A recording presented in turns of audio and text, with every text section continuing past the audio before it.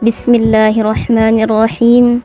Assalamualaikum warahmatullahi wabarakatuh. Alhamdulillahilladzi arsala rasulahu bil huda wa dinil haqq liyuzhirahu 'alad dini kulli walau karihal musyrikun. Asyhadu an la ilaha illallah wa asyhadu anna Muhammadar Rasulullah la nabiyya ba'da, amma ba'd. Rabbi syrah li sadri wa yassir li amri wahlul 'uqdatam min lisani yafqahu qawli. Baiklah teman-teman, pada kesempatan kali ini saya akan memberikan sedikit motivasi menghafal Al-Quran yang tentunya ini merupakan nasihat bagi diri saya sendiri dan juga kita semua. Yaitu adapun yang akan saya sampaikan di sini adalah tentang menumbuhkan keyakinan dalam menghafal Al-Quran. Mungkin seringkali kita bertanya-tanya, bisakah saya menghafal Al-Quran?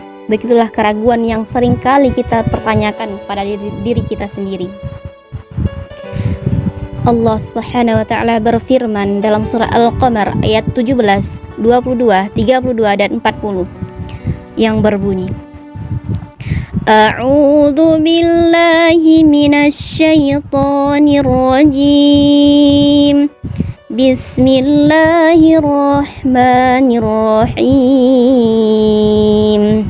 Walaqad yassarnal Qur'ana lidzikri fahal min muddakir. Yang artinya, dan sungguh telah kami mudahkan Al-Quran untuk peringatan. Maka adakah orang yang mau mengambil pelajaran? Quran surah Al-Qamar. Begitu kalimat yang Allah sampaikan dalam Al-Quran. Tahukah kita bagaimana para ulama juga menafsirkan kata al-zikr sebagai hafalan? Artinya Allah juga memudahkan Al-Quran untuk dihafal. Maka ayat ini menjadi garansi dari Allah Subhanahu wa ta'ala tentang kemudahan yang Allah janjikan bagi orang-orang yang mau menghafalnya. Jika semangat kita bisa tergugah oleh motivasi-motivasi yang disampaikan oleh para motivator, mengapa kita tidak bersemangat saat Allah sendiri yang memotivasi kita? Bayangkan dalam ayat tersebut Allah memulainya dengan taukid atau penekanan menggunakan lafaz laqad yang artinya sungguh. Sehingga ini adalah kalimat yang menunjukkan bahwa Allah tidak main-main. Allah benar-benar berjanji akan memudahkan Al-Quran. Allah tidak hanya mengatakannya satu kali, tapi mengulang kalimat yang sama sebanyak 4 kali, yaitu pada ayat 17, ayat 22, 32, dan 40. Satu kali saja ayat ini mestinya cukup meyakinkan kita kepada janji Allah Subhanahu wa ta'ala, sebab Allah tidak pernah mengingkari janjinya. Lalu bagaimana jika ayat ini diulang sebanyak 4 kali dan kita masih juga ragu bahwa Al-Quran itu mudah? Maka jawabannya dari pertanyaan di atas adalah bisa. Kita bisa menghafal Al-Quran apapun alasannya. Bukan saya yang mengatakan, tapi Allah sendiri yang berjanji. Bayangkan seberapa mudahnya Al-Quran ketika yang mengatakan mudah adalah Allah Subhanahu wa ta'ala sendiri, zat yang tidak pernah mengingkari janji. Maka tinggal keyakinan kepada Allah saja yang sanggup menggerakkan hati kita. Mudah tidak selalu tentang cepat. Tidak berarti ketika Allah mengatakan Al-Quran itu mudah berarti kita pasti dapat menyelesaikan hafalan Al-Quran dengan cepat. Makna mudah di sini bisa berarti diberikan semangat untuk terus menghafalkan Al-Quran, berapapun lama waktu yang dibutuhkan untuk menghafalkannya. Tidaklah menjadi masalah selama kita selalu memiliki semangat hingga akhir hayat. Tidak dapat kita pungkiri, terkadang ada beberapa alasan yang menyebabkan seseorang merasa kesulitan dalam menghafal Al-Quran. Yang pertama adalah tidak punya waktu. Tidak punya waktu adalah alasan yang paling klasik yang sering kita dengar. Alasan ini tetap tidak boleh dibiarkan menjadi penghambat cita-cita mulia kita dalam menghafal Al-Quran. Kita semua sepakat bahwa 24 jam adalah jatah waktu yang telah diberikan Allah Subhanahu wa taala kepada siapapun setiap harinya. Semua orang sama-sama mempunyai waktu 24 jam, tidak lebih dan tidak kurang. Lalu, mengapa ada yang bisa menghafal Al-Quran dengan waktu 24 jam tersebut, tapi ada juga yang merasa kesulitan mencari waktu untuk menghafal Al-Quran? Jawabannya tentu saja karena kesibukan setiap orang berbeda-beda. Jadi ketika kita memutuskan untuk menjadi penghafal Al-Quran, masalah waktu ini tidak boleh lagi menjadi alasan yang melemahkan semangat. Justru inilah kesempatan kita untuk menunjukkan kepada Allah bahwa kita layak menjadi penghafal Al-Quran. Buktinya, kita sanggup tetap menghafal di tengah kesibukan yang rasanya tak bisa ditinggalkan. Alasan kedua, kenapa seseorang itu sulit dalam menghafal Al-Quran adalah lingkungan yang kurang mendukung. Menghafal Al-Quran selalu diidentikan dengan pondok pesantren. Pertanyaannya, sejak kapan menghafal Al-Quran itu harus di pondok pesantren?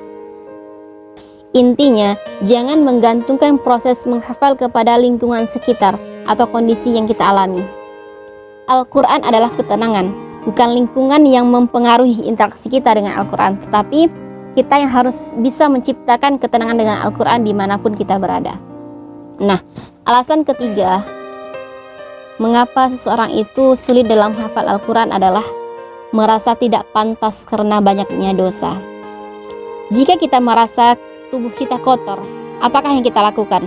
Ya, pastinya kita akan mandi. Jadi mengapa kita tidak mengatakan, saya tidak pantas untuk mandi karena badan saya yang sudah terlalu kotor? Begitulah kira-kira analoginya. Jangan terbalik memahami konsep ini. Bukan karena kita banyak dosa, lantas kita tidak mau menghafal Al-Quran. Justru karena kita semua merasa banyak dosa, kita harus segera kembali kepada Al-Quran. Lalu ada pertanyaan, tapi bukankah menjadi sia-sia karena Al-Quran tidak akan bisa masuk ke dalam hati yang kotor? Baik, intinya adalah tidak ada yang sia-sia. Sebanyak apapun dosa kita, menghafallah, jangan ragu. Karena Al-Quran laksana air yang akan membersihkan hati kita. Perlahan ia akan membersihkan kotoran yang ada dalam hati kita. Meski dalam perjalanannya nanti kita kesulitan mendapatkan hafalan Al-Quran, tapi bukankah kita tetap bahagia jika Al-Quran dapat membersihkan hati kita? Dan bukankah justru itu inti dari menghafal Al-Quran, yaitu agar hati menjadi bersih sehingga mendekatkan diri kita kepada Allah Subhanahu wa taala. Alasan yang keempat, mengapa seseorang itu sulit dalam menghafal Al-Quran adalah bacaan belum bagus. Belum bisa membaca Al-Quran tetap tidak bisa dijadikan alasan untuk tidak menghafal Al-Quran. Banyak cara yang harus kita lakukan. Apalagi zaman sekarang semuanya serba mudah. Kita bisa mencari guru yang akan membacakan Al-Quran di hadapan kita sehingga kita bisa menghafalkannya dengan benar. Intinya adalah mulailah menghafal dengan segala cara sambil tetap berusaha memperbaiki bacaan. Belajar tajwid dan tahsin tetap menjadi kewajiban. Jangan sampai tidak bisa membaca Al-Quran menjadikan alasan untuk tidak mau menghafal Al-Quran. Nah, alasan terakhir mengapa seseorang itu sulit dalam menghafal Al-Quran adalah umur yang sudah terlalu tua. Jika umur yang menjadi alasan, lagi-lagi kita harus belajar kepada para sahabat Rasulullah SAW. Apakah kita lupa bahwa kebanyakan mereka adalah orang-orang yang bahkan baru mengenal Islam di usia yang tidak lagi muda? Artinya, mereka juga baru mulai menghafal Al-Quran di usia tersebut. Pikiran susah dalam menghafal Al-Quran hanyalah fiktif. Selalu ingat bahwa Allah sesuai dengan prasangka hambanya.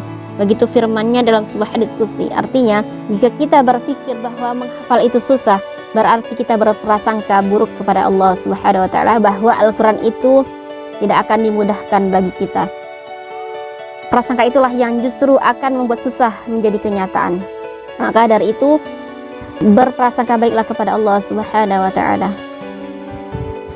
Rumusnya adalah fokus pada proses, karena Allah tidak hanya menilai hasil, Allah ingin melihat bagaimana perjuangan kita dalam hafal Al-Quran.